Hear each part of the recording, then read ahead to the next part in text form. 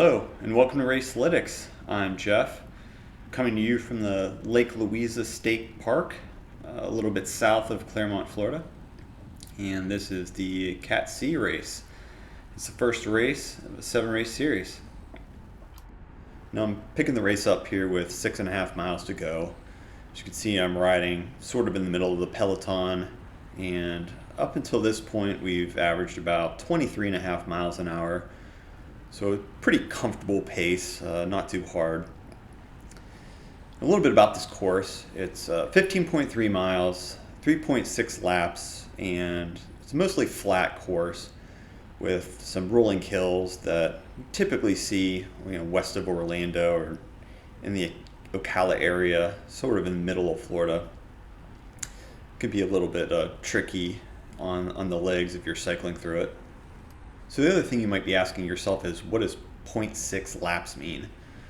This is a pretty interesting course that starts with a neutral lead out, and that goes on for a couple miles, and you eventually cross the finish line, and then it's kind of 3 loops from there. All right, so here's some details about myself. I'm 40 years old, weigh 161 pounds. I have an FTP of 287 watts, which is just under 4 watts per kilogram. I come to that number from a Zwift ramp test, which is kind of the shorter 20-minute test. And we're not really sure how accurate that is. I think because of the type of rider I am, that actually might give me a little bit more credit than I'm due. So I think my true FTP is probably a little bit less than that, but I'll take this number and we'll go with it. I think at some point I'll try one of the other tests and maybe get a more accurate assessment of that number. But hey, who knows? Maybe I'll do another video on that a little bit later on. So then the other stat that I wanted to talk about here is my 15-second power, which is at 1135 watts. So this is a number that I really wouldn't expect to do at the end of a race. I typically do my testing for my 5-second watt power or my 15-second watt power when I'm riding on Zwift or riding out somewhere on the road at a pretty easy 150, 160 watts over the course of the ride. And then, I'll occasionally just try to open it up and see what I can do. And then, obviously you can kind of go on Training Peaks or on your Garmin Connect dashboard and see how you did. So, that's how I come up with that number. And my race strategy for this race is to really just stick with the pack. And if everything goes well, then hopefully I can win this thing in a sprint. But yeah, I am definitely not trying to get into any type of breakaways. That's not the type of rider I am. If a breakaway gets away, I just kind of want to let it go. I want to hang with the pack. Hopefully the pack stays together and I can do something at the end. But I just don't have the power really to be able to kind of go out in a breakaway or chase down breakaways. That's not the type of rider I am. I mean, I'm still pretty new at this thing, and it's really the experienced riders I think that are kind of able to do that, or if they just have a different cycling style or cycling strategy where they're good time trialists, then you can do that kind of stuff. But man, that's just not how I'm built.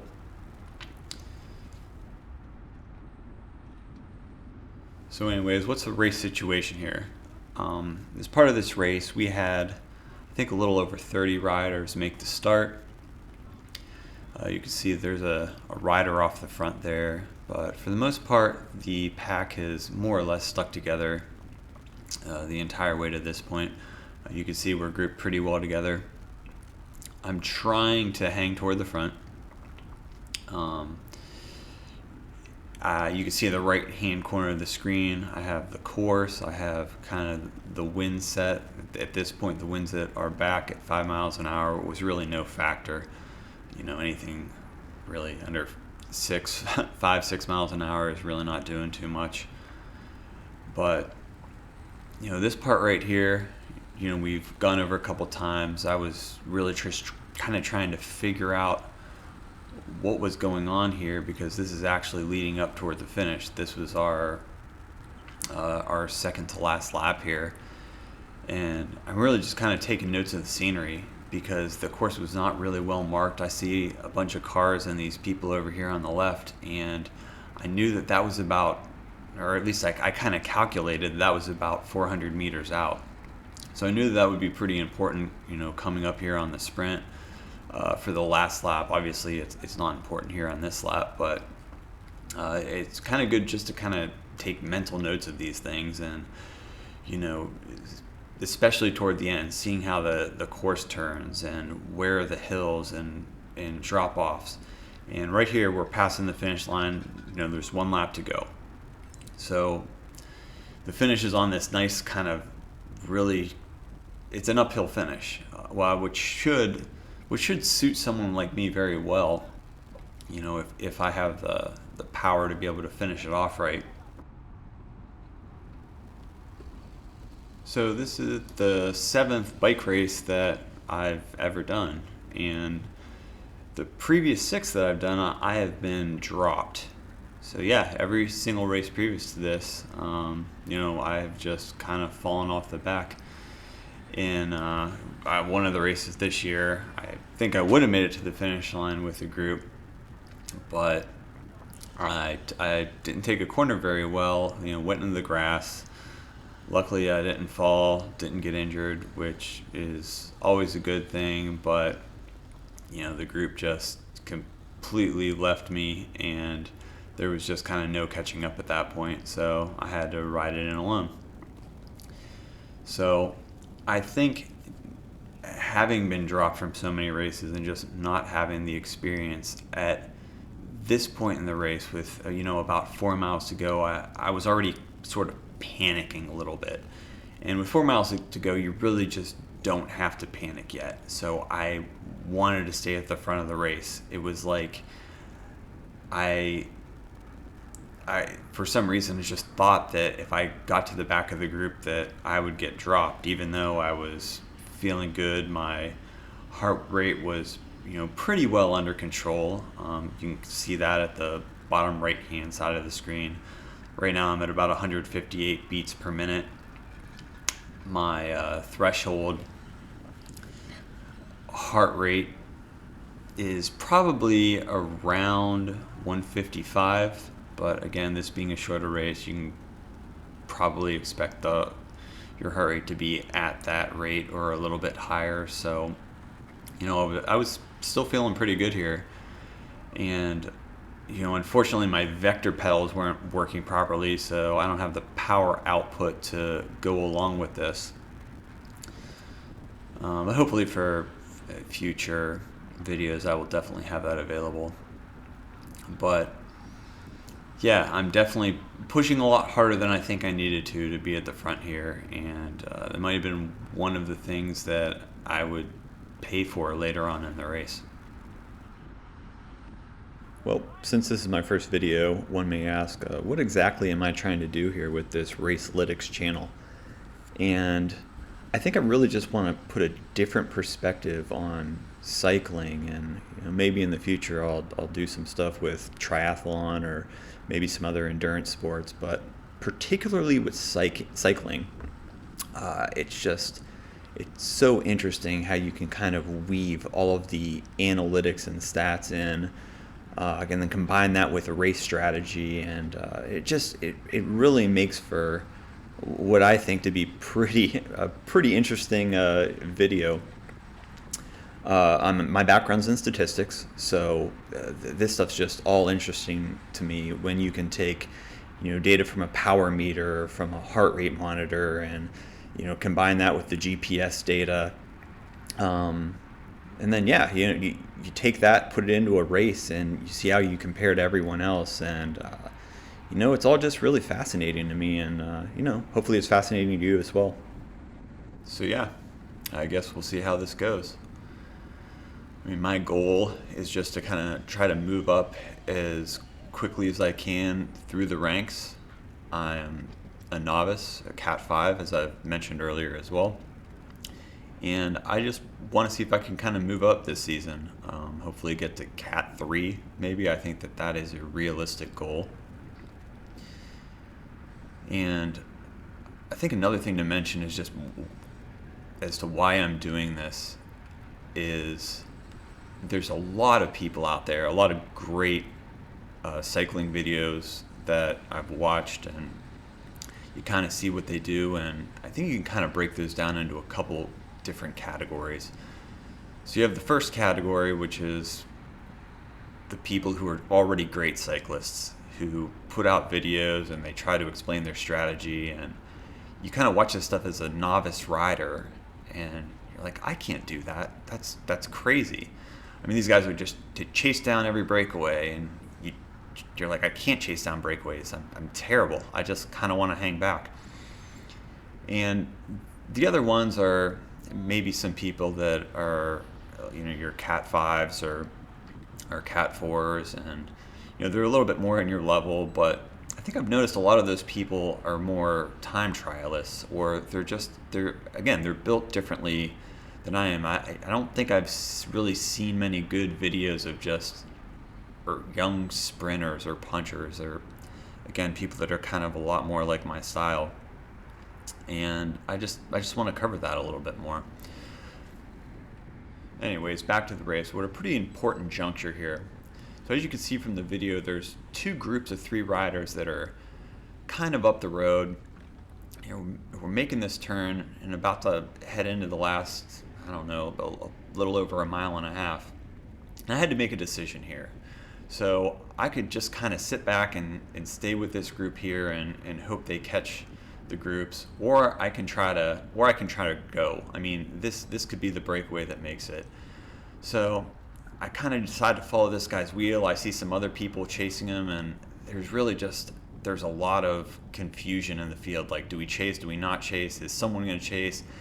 And I saw these guys go, and I thought, that the winning move might be up the road. So I decided to go, and I'm like, as long as I can kind of follow a wheel, then I think I can make this work. And then that guy slowed down, and I had to use a lot of energy to catch up to this group. And again, I really wish I had my power meter, but I put out a lot of watts trying to catch up. You can see we're going 30 miles an hour here, which, my fitness level is that's pretty that's a lot of speed.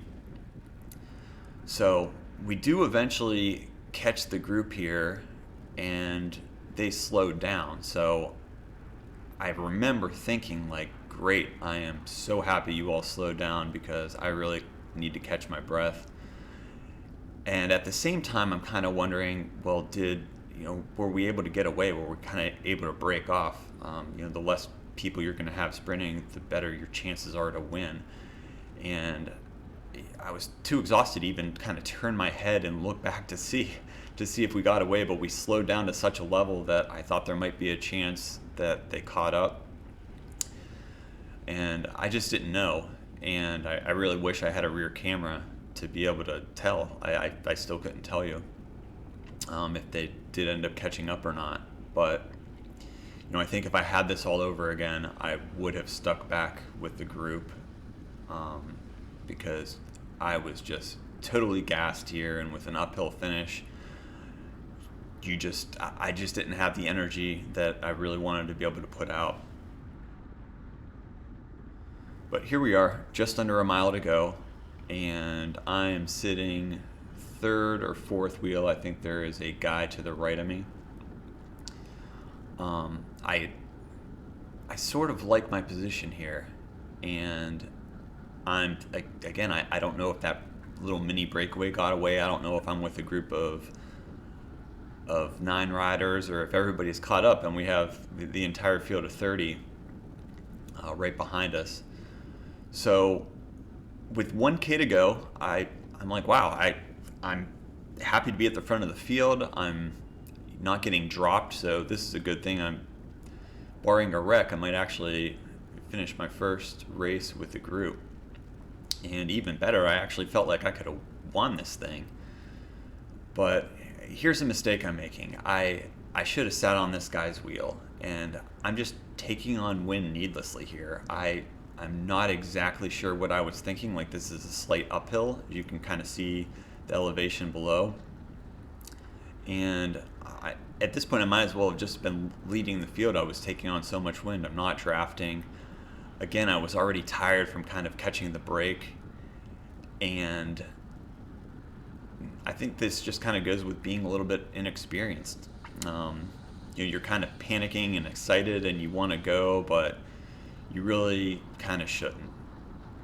So here we are, 400 meters to go, and again, we see some other people get excited as well. And this is when I kind of make a jump. I'm like, I got to go with this guy. I think I might have the power to do it. And there's a slight downhill, and then it goes into an uphill finish. And that's when I just kind of get swarmed by all these other guys. And end up finishing 8th, which I was still pretty happy with. But there's absolutely a lot of things that I think I could have done better there. All right, so looking back at this race, what is the main lesson learned? Well, I definitely think I learned a lot of them, but the main one is to just stay patient. I really think I had an opportunity to win this race if I would have just kind of, sat back, relaxed, maybe been 6th or 7th wheel, and then I would have had a lot more energy to kind of push it. But as I mentioned, I just took on way too much wind going into that final hill, and everybody passed me.